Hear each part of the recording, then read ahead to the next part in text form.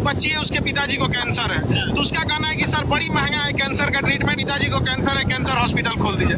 अब हम धर्म संकट में फंस गए कि रक्षाबंधन के दिन बहन का बात नहीं काटा जाता है। अब हम पूरे भारत में भ्रमण पे निकलेंगे, कौन कौन डॉक्टर है जो इसमें हमारा सहयोग करेगा, और हम उसकी बहन की बात को कभी खाली जाने नहीं देंगे।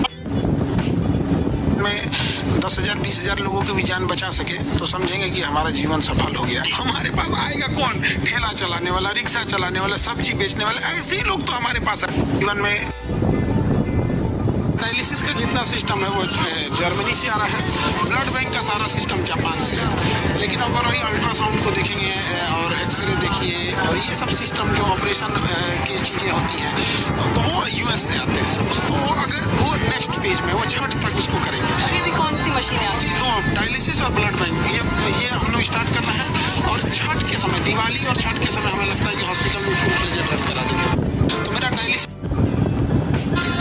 जैसे हम एक्सरे मशीन लगाए हैं, अब हमारे यहाँ कोई एक्सरे कराने आएगा 35 रुपये में करके भेजिए, 35 रुपया।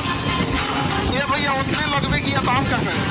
हमारा पैसा कबर में लेके नहीं जाना, चाहे राजा हो या फकीर, उसी मिट्टी में मिलेंगे, चाहे जल के मिले चाहे अपना के मिले, रात हो जाए चाहे कुछ मिले। कितना बड़का करोड़पति रहेंगे तो आपको कौन चाहिए? और क्या अलग डिजाइन का रहेगा आपका, सेम रहेगा।